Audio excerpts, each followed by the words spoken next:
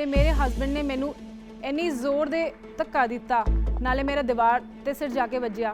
ਤੇ ਉਹਨਾਂ ਨੇ ਮੈਨੂੰ ਪੁੱਛਿਆ ਕਿ ਬਈ ਕਿੱਥੇ ਲੂਰ ਕੇ ਆ ਰਹੀ ਹੈ। ਬਹੁਤ ਜ਼ਿਆਦਾ ਮਾਰਾ ਪੀਟ ਵੀ ਹੋਈ। ਇਹ ਮੈਨੂੰ ਅੰਦਰ ਤੋਂ ਬਹੁਤ ਖਲਦਾ ਸੀਗਾ। ਮੈਂ ਅੱਗੇ ਮੈਨੂੰ ਹਰ ਗੱਲ ਤੇ ਹਰ ਥਾਂ ਤੇ ਸਮਝੌਤਾ ਕਰਨਾ ਪੈਂਦਾ ਸੀ। ਉਹਨੇ ਮੈਨੂੰ ਕਿਹਾ ਤੁਹਾਡੀ ਆਈਡੈਂਟੀਟੀ ਕੀ ਹੈ। ਉਹ ਟਾਈਮ ਸੀਗਾ ਜਦੋਂ ਮੈਨੂੰ ਲੱਗਿਆ। ਮੇਰਾ ਨਾਮ ਹੈ ਰੀਨਾ ਤੇ ਅੱਜ ਮੈਂ ਆਪਣੀ ਕਹਾਣੀ ਤੁਹਾਡੇ ਅੱਗੇ ਲੈ ਕੇ ਆਈ ਹਾਂ। ਅੱਜ ਦੇ ਸਮਾਜ ਦੇ ਵਿੱਚ ਜੇ ਇੱਕ ਔਰਤ ਕਿਸੇ ਆਪਣੇ ਬੱਚਿਆਂ ਦੀ ਦੇਖਭਾਲ ਕਰੇ, ਆਪਣੇ ਪਤੀ ਦੀ ਸੇਵਾ ਕਰੇ ਤਾਂ ਵਧੀਆ, ਆਪਣੇ ਬੱਚਿਆਂ ਦੀ ਦੇਖਭਾਲ ਕਰੇ ਤਾਂ ਵਧੀਆ, ਬਾਹਰ ਜਾ ਕੇ ਨੌਕਰੀ ਕਰੇ ਤਾਂ ਵਧੀਆ। ਲੇਕਿਨ ਉਹੀ ਔਰਤ ਜਦ ਉਹ ਆਪਣੀ ਕਮਾਈ ਦੇ ਵਿੱਚ ਜਾ ਕਰਕੇ ਆਪਣੇ ਕੁਝ ਸ਼ੌਕ ਪੂਰੇ ਕਰਦੀ ਹੈ ਤੇ ਉਹਦੇ ਉੱਤੇ ਉਂਗਲੀ ਚੱਕੀ ਜਾਂਦੀ ਹੈ ਤੇ ਉਹਦੇ ਉੱਤੇ ਹਜ਼ਾਰ ਸਵਾਲ ਹੁੰਦੇ ਹਨ। ਤੇ ਇਹੀ ਸਾਰਾ ਕੁਝ ਕਦੇ ਨਾ ਕਦੇ ਸਾਰੀ ਕੁੜੀਆਂ ਦੇ ਨਾਲ ਹੁੰਦਾ ਹੈ ਤੇ ਮੇਰੇ ਨਾਲ ਵੀ ਆਹੀ ਹੋਇਆ ਹੈ। ਮੇਰਾ ਬਚਪਨ ਜਿਹੜਾ ਸੀਗਾ ਉਹ ਮੈਂ ਕਹਿੰਦੀ ਹਾਂ ਥੋੜ੍ਹਾ ਬਹੁਤਾ ਸਟਰਗਲ ਭਰਿਆ ਸੀਗਾ। ਮੇਰੇ ਜਿਹੜੇ ਐਜੂਕੇਸ਼ਨ ਹੋਈ ਸਟਾਰਟ ਹੋਈ ਉੱਥੋਂ ਮੈਨੂੰ ਬਹੁਤ ਜ਼ਿਆਦਾ ਐਕਸਪੈਕਟੇਸ਼ਨ ਸੀਗੀ ਮੇਰੇ ਪੇਰੈਂਟਸ ਨੂੰ, ਮੇਰੇ ਸਭ ਨੂੰ ਹੁੰਦੀ ਹੈ, ਮੇਰੇ ਵੱਲੋਂ ਥੋੜ੍ਹੀ ਜਿਹੀ ਜ਼ਿਆਦਾ ਸੀਗੀ। ਉਹ ਪ੍ਰੈਸ਼ਰ ਜਿਹੜਾ ਸੀਗਾ ਉਹ ਮੈਨੂੰ ਬਹੁਤ ਹੀ ਔਖਾ ਸੀਗਾ। ਮੈਂ ਉਸ ਪ੍ਰੈਸ਼ਰ ਦੇ ਨਾਲ ਕੋਆਪਰੇਟ ਨਹੀਂ ਕਰ ਸਕਦੀ ਸੀ ਕਿਉਂਕਿ ਮੇਰਾ ਜਿਹੜਾ ਆਪਣਾ ਜੋ ਸਟਰੈਂਥ ਸੀਗੀ ਜਾਂ ਮੇਰੇ ਇੰਟਰਸਟ ਜਿਹੜੇ ਸੀਗੇ ਉਹ ਮੈਂ ਕੁਝ ਕਿਤੇ ਹੋਰ ਰੱਖਦੀ ਸੀ, ਪਰ ਮੈਨੂੰ ਕੁਝ ਹੋਰ ਕਰਨ ਨੂੰ ਕਿਹਾ ਜਾਂਦਾ ਸੀਗਾ। ਇਸ ਕਰਕੇ ਮੈਂ ਹਰ ਥਾਂ ਤੇ ਥੋੜ੍ਹਾ ਜਿਹਾ ਪਿੱਛੇ ਹੋ ਜਾਂਦੀ ਸੀ, ਜਿਹਦਾ ਮੈਨੂੰ ਬਹੁਤ ਦਿਲ ਤੇ ਲੱਗਦਾ ਸੀ। ਪਰ ਇੱਦਾਂ ਹੀ ਜ਼ਿੰਦਗੀ ਚੱਲਦੀ ਗਈ, ਅੱਗੇ ਵੱਧਦੀ ਗਈ। ਹਰ ਥਾਂ ਤੇ ਮੈਨੂੰ ਕੁਝ ਨਾ ਕੁਝ ਕੰਪਰੋਮਾਈਜ਼ ਕਰਦੀ ਹੋਈ ਉਹ ਅੱਗੇ ਆਪਣੇ ਆਪ ਨੂੰ ਲੈ ਕੇ ਚੱਲਦੀ ਗਈ। ਇੱਕ ਟਾਈਮ ਇੱਦਾਂ ਦਾ ਆਇਆ, ਮੈਂ ਆਪਣੇ ਘਰ ਤੋਂ ਇੰਨੀ ਡਿਪਰੈਸ ਹੋ ਗਈ ਸੀ। ਉਸ ਤੋਂ ਬਾਅਦ ਮੈਨੂੰ ਇੱਕ ਬੰਦੇ ਦਾ ਸਾਥ ਮਿਲਿਆ। ਮੈਨੂੰ ਲੱਗਿਆ ਉਹ ਮੈਨੂੰ ਬਹੁਤ ਜ਼ਿਆਦਾ ਮੈਨੂੰ ਸਪੋਰਟ ਕਰੂਗਾ ਤੇ ਮੈਨੂੰ ਬਹੁਤ ਅੱਗੇ ਮੇਰੇ ਸੁਪਨੇ ਨੂੰ ਉਹ ਆਪਣਾ ਸੁਪਨਾ ਸਮਝੂਗਾ।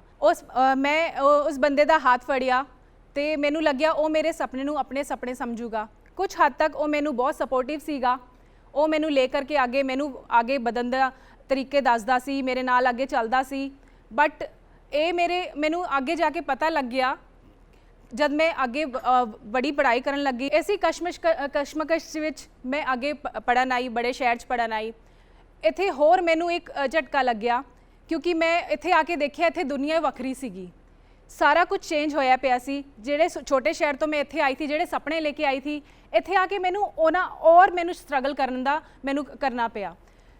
ਇੱਥੇ ਆ ਕਰਕੇ ਮੈਨੂੰ ਇਹ ਲੱਗਿਆ ਕਿ ਮੈਂ ਤਾਂ ਹਜੇ ਕੁਝ ਵੀ ਨਹੀਂ ਆ। ਜਿਹੜੇ ਮੇਰੇ ਨਾਲ ਦੀਆਂ ਕੁੜੀਆਂ ਸੀਗੀਆਂ ਉਹ ਤਾਂ ਮੇਰੇ ਤੋਂ ਕਿੰਨੇ ਅੱਗੇ ਪਹੁੰਚ ਚੁੱਕੀਆਂ। ਜੈਸੇ ਹੀ ਪੜ੍ਹਾਈ ਪੂਰੀ ਵੀ ਨਹੀਂ ਹੋਈ ਸੀ, ਮੈਂ ਆਪਣੀ ਸ਼ਾਦੀ ਦਾ ਡਿਸੀਜਨ ਲਿਆ। ਆਪਣੇ ਪਰਿਵਾਰ, ਆਪਣੇ ਮਾਪਿਓ ਦੇ ਅਗੇਂਸਟ ਜਾ ਕੇ ਮੈਂ ਆਪਣੀ ਸ਼ਾਦੀ ਦਾ ਡਿਸੀਜਨ ਲਿਆ।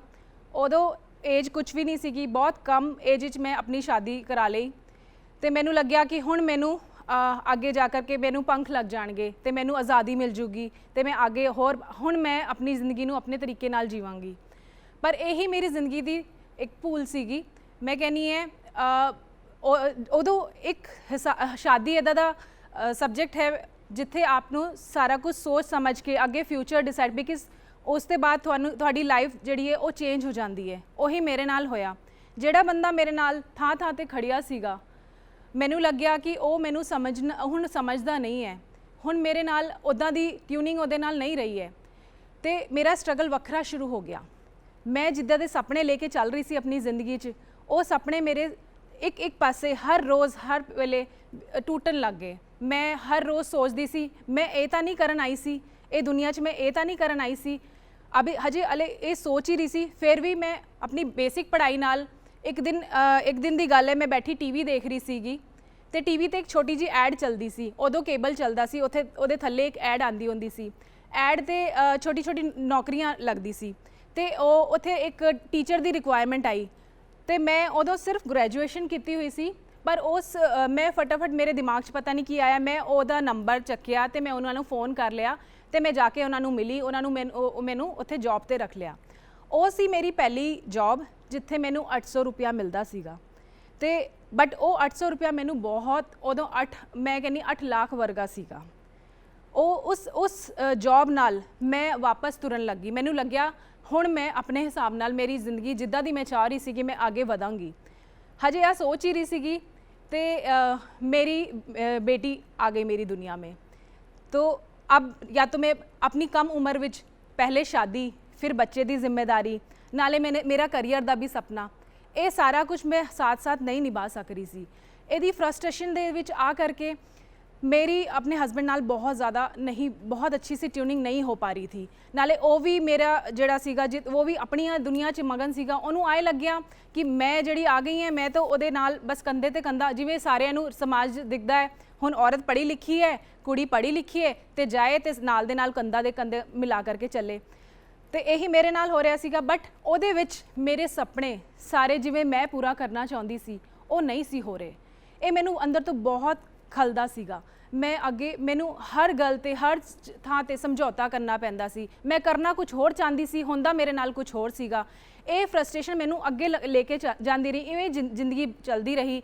इस हिसाब नाल मेरी पर्सनैलिटी भी चेंज होने लगी। मैं एक बहुत ही हसमुख कुड़ी सीगी, बहुत ही अच्छे तरीके नाल सब दे नाल मिल बांट के ते मिलनसार कुड़ी सीगी।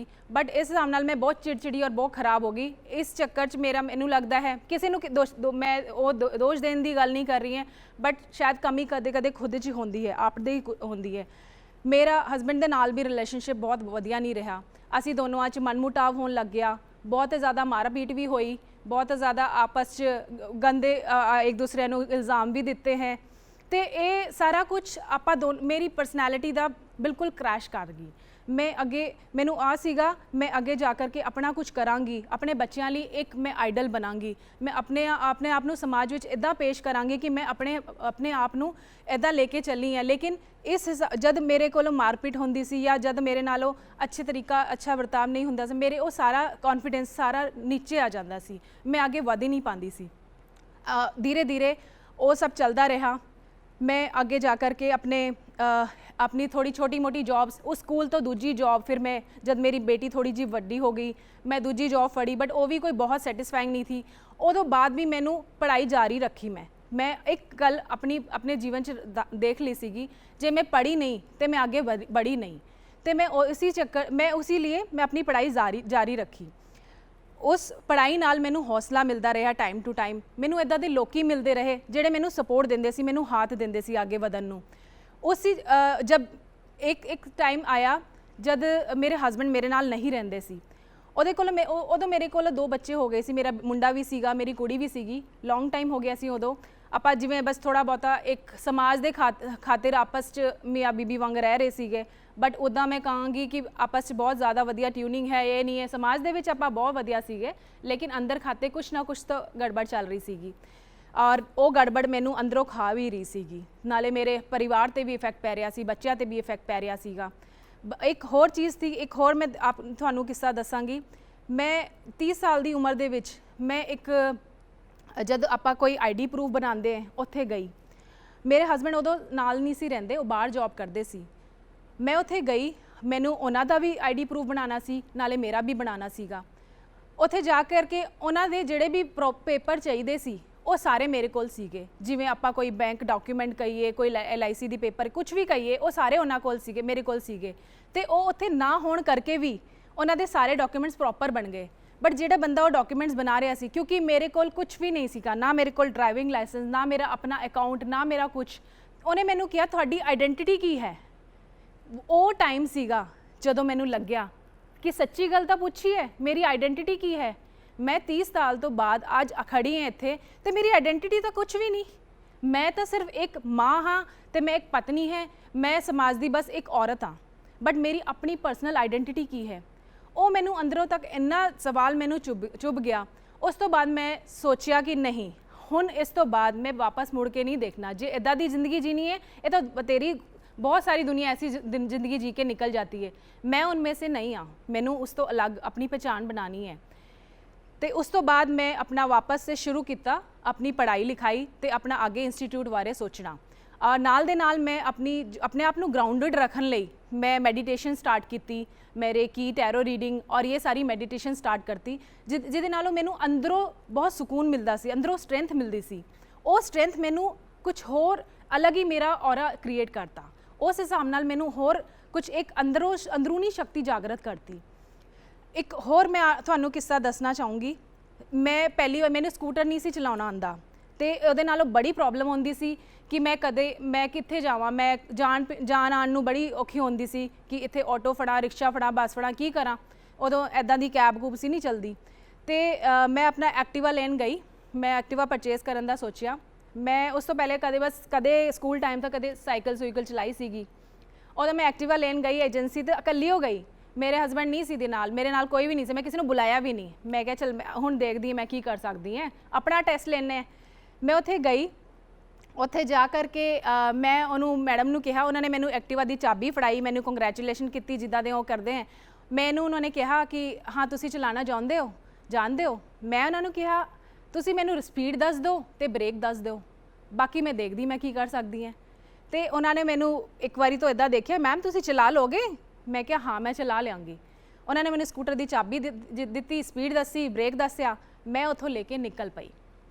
ਜਦ ਮੈਂ ਐਕਟਿਵਾ ਚਲਾ ਰਹੀ ਸੀ ਮੈਨੂੰ ਐਵੇਂ ਲੱਗਿਆ ਜਿਵੇਂ ਮੇਰੇ ਪੰਖ ਨਿਕਲ ਆਏ ਹੋਣ। ਮੈਨੂੰ ਐਵੇਂ ਲੱਗਿਆ ਹੁਣ ਮੈਂ ਉਡਾਨ ਭਰਾਂਗੀ, ਹੁਣ ਮੈਂ ਅੱਗੇ ਵਧਾਂਗੀ।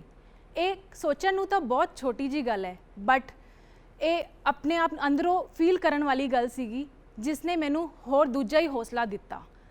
ਉਦੋਂ ਉਸ ਤੋਂ ਬਾਅਦ ਤੋਂ ਇੱਕ ਹੋਰ ਚੀਜ਼ਾਂ ਹੋਰ ਡਿਵੈਲਪ ਹੁੰਦੀ ਗਈ, ਥਾਂ ਤੇ ਮੈਨੂੰ ਹੋਰ ਅੱਗੇ ਵਧਣ ਦੀ ਕੁਛ ਨਾ ਕੁਛ ਚੀਜ਼ਾਂ ਮਿਲਦੀ ਗਈ। ਲੋਕੀ ਇੱਦਾਂ ਜੁੜਦੇ ਗਏ ਮੇਰੇ ਨਾਲ, ਜਿਨ੍ਹਾਂ ਨੇ ਮੈਨੂੰ ਟਾਈਮ ਤੇ ਕੁਛ ਹੋਰ ਸਲਾਹਾਂ ਦਿੱਤੀਆਂ, ਮੇਰੇ ਨਾਲ ਖੜੇ ਰਹੇ। ਮੈਂ ਕਹਾਂਗੀ ਮੇਰੇ ਨਾਲ ਇੱਦਾਂ ਦੀ ਕੋਈ ਬਹੁਤ ਸੋਲਿਡ ਸਪੋਰਟ ਨਹੀਂ ਸੀਗੀ, ਨਾ ਕੋਈ ਫਾਈਨੈਂਸ਼ੀਅਲ, ਨਾ ਕੋਈ ਮੈਨੂੰ ਕੋਈ ਇਵੇਂ ਕਹਾਂਗੀ ਮੈਂ ਜਿਵੇਂ ਇੱਕ ਪਰਿਵਾਰ ਖੜਾ ਹੁੰਦਾ ਹੈ ਨਾਲ, ਉੱਦਾਂ ਦੀ ਕੋਈ ਸਪੋਰਟ ਨਹੀਂ ਸੀ। ਬਟ ਹਾਂ ਮੇਰੇ ਜੋ ਦੋਸਤ ਸੀਗੇ ਉਹਨਾਂ ਨੇ ਮੈਨੂੰ ਬਹੁਤ ਸਪੋਰਟ ਦਿੱਤੀ। ਉਦੋਂ ਸਟਾਰਟ ਹੋਇਆ ਜਦੋਂ ਮੈਨੂੰ ਪਹਿਲੀ ਵਾਰੀ ਮੈਨੂੰ ਉਦੋਂ ਝਟਕਾ ਲੱਗਿਆ ਜਦ ਮੈਂ ਆਪਣੀ ਬੇਟੀ ਨੂੰ ਲੈ ਕੇ ਆਂਦੀ ਸੀ, ਇੰਨੀ ਦੂਰ ਤੁਰਨਾ ਪੈਂਦਾ ਸੀ, ਆ ਕਰਕੇ ਸਾਰਾ ਘਰ ਦਾ ਕੰਮ ਕਰਨਾ ਪੈਂਦਾ ਸੀ। ਮੈਂ ਬਹੁਤ ਥੱਕੀ ਹੋਈ ਸੀਗੀ, ਨਾਲੇ ਮੈਨੂੰ ਬਹੁਤ ਪ੍ਰੋਬਲਮ ਸੀਗੀ ਤੇ ਮੈਂ ਫਿਜ਼ੀਕਲੀ ਵੀ ਬਹੁਤ ਵੀਕ ਮਹਿਸੂਸ ਕਰ ਰਹੀ ਸੀਗੀ। ਬਟ ਆਂਦੇ ਹੀ ਜਦੋਂ ਮੈਂ ਘਰ ਗਈ ਹਾਂ ਤੇ ਮੇਰੇ ਹਸਬੈਂਡ ਨੇ ਮੈਨੂੰ ਇੰਨੀ ਜ਼ੋਰ ਦੇ ਧੱਕਾ ਦਿੱਤਾ, ਨਾਲੇ ਮੇਰਾ ਦੀਵਾਰ ਤੇ ਸਿਰ ਜਾ ਕੇ ਵੱਜਿਆ ਤੇ ਉਹਨਾਂ ਨੇ ਮੈਨੂੰ ਪੁੱਛਿਆ ਕਿ ਬਈ ਕਿੱਥੇ ਲੂਰ ਕੇ ਆ ਰਹੀ ਹੈ। ਮੈਨੂੰ ਇੰਨਾ ਅਚੰਭਾ ਹੋਇਆ ਕਿ ਮੈਂ ਅੱਜ ਤੱਕ ਕਰਦੀ ਜਾ ਰਹੀ ਹਾਂ ਤੇ ਮੈਨੂੰ ਆ ਨਹੀਂ ਸਮਝ ਲੱਗੀ ਕਿ ਮੇਰੇ 'ਚ ਗਲਤੀ ਕੀ ਹੋਈ। ਮੈਂ ਆਪਣੇ ਬੱਚਿਆਂ ਨੂੰ ਸਾਂਭ ਰਹੀ ਹਾਂ, ਮੈਂ ਆਪਣੇ ਘਰ ਨੂੰ ਸਾਂਭ ਰਹੀ ਹਾਂ, ਉਦੋਂ ਬਾਅਦ ਮੈਨੂੰ ਇਹ ਐਲੀਗੇਸ਼ਨ ਮਿਲਦੀ ਹੈ ਕਿ ਮੈਂ ਕਿੱਥੇ ਲੂਰ ਕੇ ਆ ਰਹੀ ਹਾਂ।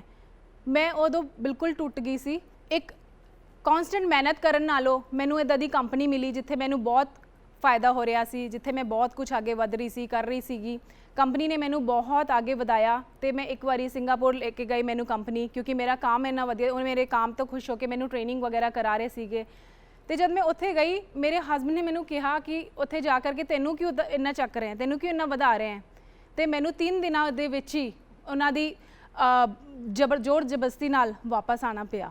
ਮੈਨੂੰ ਲੱਗਿਆ ਹੁਣ ਮੈਂ ਕੀ ਕਰਾਂਗੀ। ਮੇਰੇ ਕੋਲ ਜਦ ਮੈਨੂੰ ਇੰਨੇ ਸਾਲ ਦੇ ਬਾਅਦ ਵੀ ਇਹ ਬੰਦਾ ਮੈਨੂੰ ਸਮਝਦਾ ਨਹੀਂ। ਜਿਹੜੀ ਵੀ ਮੈਂ ਮਿਹਨਤ ਨਾਲ ਹਾਸਿਲ ਕੀਤੀਆਂ ਸੀਗੀਆਂ, ਜਿਹੜੀ ਮੈਂ ਤਮੰਨਾ ਲੈ ਕੇ ਚੱਲੀ ਸੀਗੀ, ਉਹ ਉਹਨਾਂ ਨੇ ਉਦੋਂ ਹੀ ਮੇਰੀ ਹਰ ਚੀਜ਼ ਨੂੰ ਕਰੈਸ਼ ਕਰਤਾ ਤੇ ਮੇਰੇ ਹੱਥੋਂ ਜੌਬ ਚਲੀ ਗਈ ਵਾਪਸ, ਤੇ ਮੇਰੇ ਹੱਥੋਂ ਸਾਰੀ ਕੰਪਨੀ ਦਾ ਜਿਹੜਾ ਵੀ ਬੈਨੀਫਿਟ ਸੀਗਾ ਉਹ ਸਾਰਾ ਚਲਾ ਗਿਆ। ਮੈਂ ਫਿਰ ਕਰੈਸ਼ 'ਚ ਆ ਗਈ ਸੀਗੀ, ਮੈਂ ਫਿਰ ਥੱਲੇ ਆ ਡਿੱਗੀ ਸੀਗੀ। ਤੇ ਇਸ ਹਿਸਾਬ ਨਾਲ ਮੈਨੂੰ ਆ ਲੱਗਿਆ ਕਿ ਹੁਣ ਮੈਂ ਇੱਦਾਂ ਦੀ ਲਾਈਫ ਜੀਣੀ ਨਹੀਂ ਹੈਗੀ ਤੇ ਮੈਂ ਅੱਗੇ ਆਪਣੀ ਥਾਂ ਆਪਣੇ ਆਪ ਬਣਾਉਣੀ ਹੈ। ਜੇ ਕਿਸੇ ਨੂੰ ਮੇਰੇ ਨਾਲ ਪ੍ਰੋਬਲਮ ਹੈ ਤੇ ਔਰ ਮੈਂ ਗਲਤ ਹੈ ਤਾਂ ਮੈਂ ਦੁਨੀਆ ਦੇ ਅੱਗੇ ਗਲਤੀ ਮੇਰੀ ਸਾਰੀ ਦਿਖੇਗੀ। ਅੱਜ ਮੈਂ ਇੱਕ ਸਟਰੋਂਗ ਇੰਡੀਪੈਂਡੈਂਟ ਵੂਮਨ ਹਾਂ ਤੇ ਮੇਰੇ ਬੱਚੇ ਮੇਰੇ ਨਾਲ ਹੈ ਤੇ ਮੈਂ ਆ ਡਿਸਾਈਡ ਕੀਤਾ ਹੈ ਮੈਂ ਆਪਣੀ ਜ਼ਿੰਦਗੀ ਆਪਣੀ ਮਰਜ਼ੀ ਨਾਲ ਜੀਵਾਂਗੀ, ਕਿਉਂਕਿ ਮੈਨੂੰ ਵੀ ਇੱਕ ਹੀ ਜ਼ਿੰਦਗੀ ਮਿਲੀ ਹੈ ਜਿਹੜੀ ਮੈਂ ਆਪਣੇ ਹਿਸਾਬ ਨਾਲ ਜੀਵਾਂਗੀ। ਮੈਨੂੰ ਇੱਕ ਕੁਐਸਚਨ ਪੁੱਛਿਆ ਜਾਂਦਾ ਸੀ ਵਾਰੀ ਤੂੰ ਕੀ ਸਾਰਾ ਕੁਝ ਤੂੰ ਹੀ ਕਰੇਂਗੀ, ਤੂੰ ਟੈਰੋ ਵੀ ਤੂੰ ਕਰਨਾ ਹੈ, ਇੰਸਟੀट्यूट भी तू चलाना है, वेलनेस फिटनेस भी तू करनी, सारा कुछ तू ही करके दिखाएंगी। मैं क्या हाँ मैं ही करके दिखाएंगी और इसी जन्म च करके दिखावांगी। तो अज मैं उही ठाना होया है तो मैं अज उही लेके चल रही हैं। अज उपर वाले दी कृपा नाल मेरे कोल मेरा अपना इंस्टीट्यूट चल रहा है, मेरी अपनी टैरो रीडिंग दी क्लासेस चलती हैं, मेरे कोल बहुत अच्छे लोग ने जो मेरे कोल आकर के सलाहां करते हैं। ਮੈਨੂੰ ਬਹੁਤ ਫਖਰ ਹੁੰਦਾ ਹੈ ਆਪਣੇ ਤੇ। ਅੱਜ ਮੈਨੂੰ ਆਪਣੇ ਤੇ ਬਹੁਤ ਫਖਰ ਹੁੰਦਾ ਹੈ ਜਿਹੜਾ ਵੀ ਮੈਂ ਹਾਸਿਲ ਕੀਤਾ ਹੈ ਆਪਣੀ ਇੱਛਾ ਸ਼ਕਤੀ ਨਾਲ ਹਾਸਿਲ ਕੀਤਾ ਹੈ, ਆਪਣੀ ਸਟਰੈਂਥ ਨੂੰ ਔਰ ਵਧਾ ਕਰਕੇ ਹਾਸਿਲ ਕੀਤਾ ਹੈ। ਤੇ ਅੱਜ ਮੈਂ ਇੱਕ ਇੰਡੀਪੈਂਡੈਂਟ ਵੂਮਨ ਹਾਂ और मैं ਜਿਹੜਾ ਅਚੀਵ ਕਰਨਾ ਚਾਹੁੰਦੀ ਸੀ ਉਹ ਮੈਂ ਅਚੀਵ ਕਰ ਲਿਆ ਹੈ। ਮੈਂ ਚਾਹੁੰਦੀ ਹਾਂ ਕਿ ਹਰ ਇੱਕ ਲੜਕੀ ਹਰ ਇੱਕ ਕੁੜੀ ਉਹ ਸਾਰੇ ਮਕਾਮ ਹਾਸਿਲ ਕਰੇ। ਕਦੇ ਵੀ ਕਿਸੇ ਦੇ ਦਬਾਅ 'ਚ ਆ ਕਰਕੇ ਆਪਣੇ ਸੁਪਨੇ ਨੂੰ ਡਿੱਗਣ ਨਹੀਂ ਦੇਣਾ, ਕਦੇ ਵੀ ਕਿਸੇ ਦੇ ਦਬਾਅ 'ਚ ਆ ਕਰਕੇ ਆਪਣੇ ਆਪ ਨੂੰ ਟੁੱਟਣ ਨਹੀਂ ਦੇਣਾ। ਜਿਹੜੀ ਆਪਕੀ ਆਪਣੀ ਪਹਿਚਾਨ ਹੈ, ਜਿਹੜੇ ਤੁਹਾਡੇ ਆਪਣੇ ਸੁਪਨੇ ਨੇ, ਬਸ ਉਹਨਾਂ ਨੂੰ ਲੈ ਕੇ ਚਲੋ, ਉਹਨਾਂ ਤੇ ਵਿਸ਼ਵਾਸ ਰੱਖੋ, ਤਾਂ ਤੁਸੀਂ ਆਪਣੀ ਥਾਂ ਤੇ ਪਹੁੰਚੋਗੇ ਤੇ ਜ਼ਰੂਰ ਪਹੁੰਚੋਗੇ। ਇਹੀ ਮੇਰਾ ਸਾਰਿਆਂ ਨੂੰ ਮੈਸੇਜ ਹੈ। Thank you. ਇਸ ਵੀਡੀਓ ਬਾਰੇ ਆਪਣੀ ਰਾਏ ਕਮੈਂਟ ਸੈਕਸ਼ਨ ਵਿੱਚ ਸਾਨੂੰ ਦੱਸੋ ਅਤੇ ਆਪਣੇ ਮਿੱਤਰਾਂ ਨਾਲ ਇਹ ਵੀਡੀਓ ਸ਼ੇਅਰ ਕਰਨਾ ਨਾ ਭੁੱਲਿਓ।